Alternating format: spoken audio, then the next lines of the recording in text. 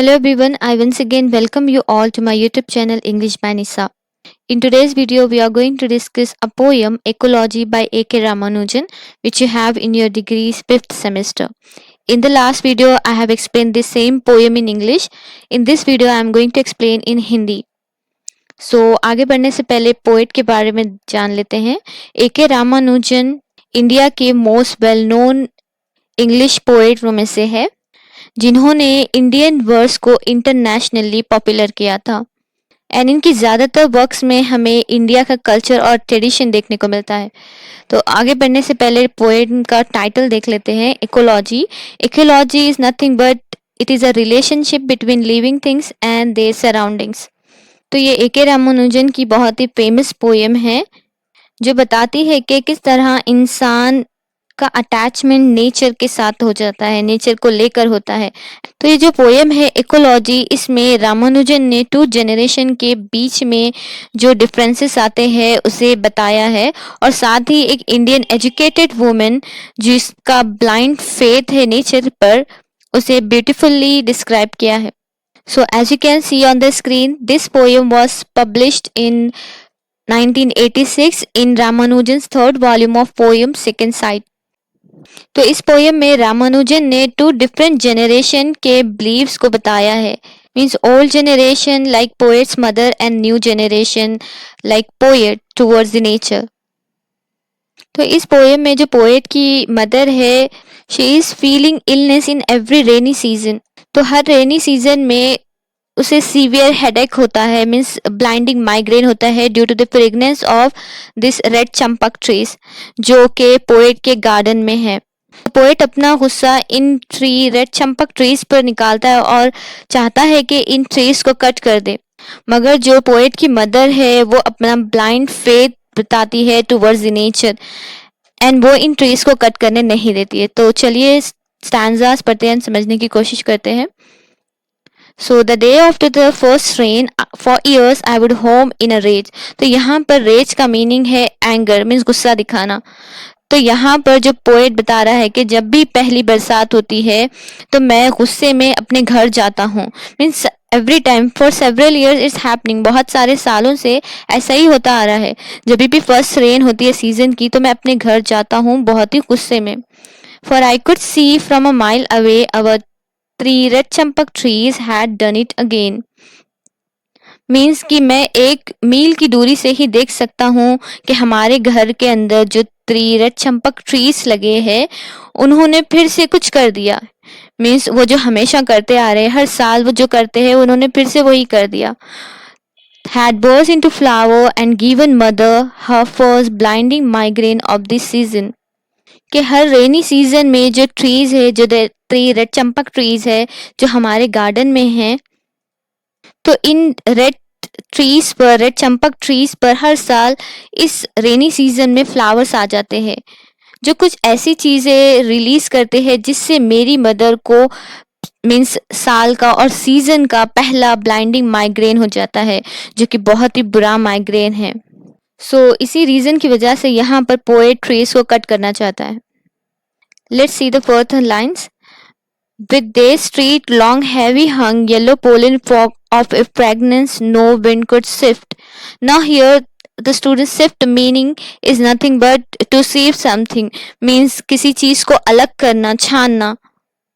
तो यहाँ पर पोएट बताता है कि ये जो स्ट्रीट पर इसकी इन रेड चंपक ट्रीज के जो फ्लावर है उससे जो पोलन, येलो पोलन निकल रहा है, उसकी खुशबू, उसकी फ्रेगनेंस इतनी फैल जाती है कि ऐसा मालूम होता है कि एक तरह का फॉग भर गया हो, ऑल स्ट्रीट्स पर एक तरह का फॉग भर गया हो जिससे कोई भी हवा शिफ्ट नहीं कर सकती, मीन्स सेपरेट नहीं कर सकती, अलग नहीं कर सकती.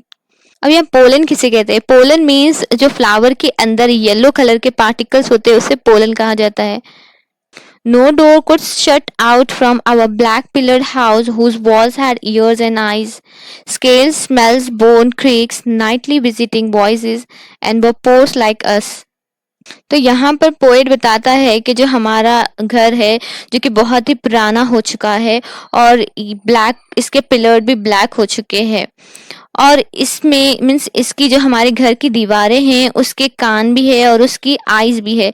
तो यहाँ पर पोएट जो है अपने घर को पर्सोनिफाई कर रहा है ह्यूमन से, मीन्स कंपेयर कर रहा है ह्यूमन बॉडी से, कि हमारे घर की जो दीवारें हैं उसकी स्केल्स निकल रही है and it can smell everything and like Knightley visiting voices. तो ये हर चीज को ऑब्जर्व कर रहा है, हर चीज को सुन सकता है, because he has pores like human bodies. तो जिस तरह ह्यूमन की बॉडी में पोर्स होते हैं इसी तरह हमारे ओल्ड हाउस के भी पोर्स मीन्स होल पड़ चुके हैं, जिस होल्स में मीन्स उन होल्स के जरिए ये जो पोलन है वो हमारे घर में इंटर हो रहे हैं। एंड इन्हीं पोलन की वजह से जो पोएट की माँ है वो यहाँ पर माइग्रेन से सफर कर रही है। But mother flashing her temper like her mother's twisted silver grandchildren's knickers। तो फाइनली यहाँ पर पोएट अपनी मदर से कहता है कि वो इन ट्रीज को कट करना चाहता है, बट यहाँ पर जो पोएट की मदर है वो गुस्से में आ जाती है और अपना गुस्सा जाहिर करती है, गुस्सा दिखाती है। और उसके जो दर्द, उसके माइग्रेन की वजह से जो दर्द होता है, तो उसके फोरहेड पर जो मीन्स उन लाइंस को यहाँ पर पोएट कंपेयर कर रहा है ट्विस्टेड सिल्वर से, जिस पर उस पोएट की मदर के ग्रैंड चिल्ड्रन के निकर टंगे हुए हो। But as the cold pack on her head would not let us cut down a flowering tree। Means ऐसा लग रहा था, मीन्स उसकी मदर, जो पोएट की मदर है, सीवियर माइग्रेन की वजह से उसके फोरहेड पर जो स्वेट आ रहा था वो स्वेट इस तरह चमक रहा था मानो वो ट्विस्टेड सिल्वर हो, बट फिर भी वो इन ट्रीज को कट करने नहीं दे रही थी। Almost as old as her, seeded, she said, by passing birds providential droppings to give her gods and her daughters' daughters and her daughters and daughters' daughters basketful of annual flower। तो यहाँ पर poet बता रहा है कि जो poet की माँ है वो यहाँ पर ये कहती है कि इन ट्रीज को, इन रेड चंपक ट्रीज को किसी इंसान ने नहीं लगाया, बल्कि ये सीडेड हुए हैं एक पासिंग बर्ड की मदद से। मीन्स उनके गार्डन में उनके घर पे से एक बर्ड जा रहा था, उस बर्ड ने कुछ दाना उनके गार्डन में गिराया, through that seed this tree, red champak tree, is grown and she believe that it is a providential dropping. Means ये कुछ गुड लक है जो गॉड की तरफ से है। और यहाँ पर वो ये भी बताती है, इसका बेनिफिट भी बताती है कि ये जो रेड चंपक ट्रीज है जो हर साल फ्लावर देते हैं, वो फ्लावर इसके काम आते हैं इनके गॉड को प्रेजेंट करने के लिए, और इनके डॉटर्स को और डॉटर के डॉटर्स को हर साल बास्केट फुल फ्लावर्स देने के लिए काम आते हैं। And for one line of cousins a डॉवर of migraine in season.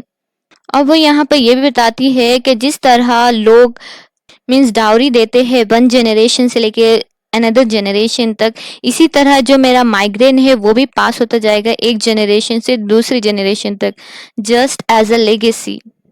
So we could see a beautiful contradiction between traditional views and modern views in this poem. तो यहाँ पर पोएट ने इस पोएम में टू जनरेशन के differences को दिखाया है कि किस तरह ओल्ड जनरेशन के बिलीव्स होते हैं और किस तरह न्यू जनरेशन के बिलीफ होते हैं। Like old generation, like poet की जो मदर है, ओल्ड जनरेशन के जो लोग हैं उनके कुछ इमोशंस होते हैं, मेमोरीज होते हैं और बिलीव्स होते हैं जो कि नेचर से अटैच होते हैं, इकोलॉजी से अटैच होते हैं। But in the same way जो पोएट है जो कि मॉडर्न जनरेशन से बिलोंग करता है, वो यहाँ पर रेड चंपक ट्रीज में कुछ भी यूज नहीं देख पाता। Means according to poet these three red champak trees has no views।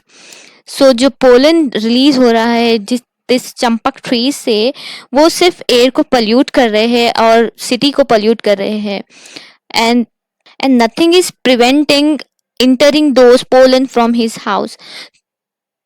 तो वो पोलन जो है उसके घर में इंटर होकर उसकी मदर को एक ब्लाइंडिंग माइग्रेन दे रहे हैं, जो कि पोएट को बहुत ही गुस्सा दिलाता है।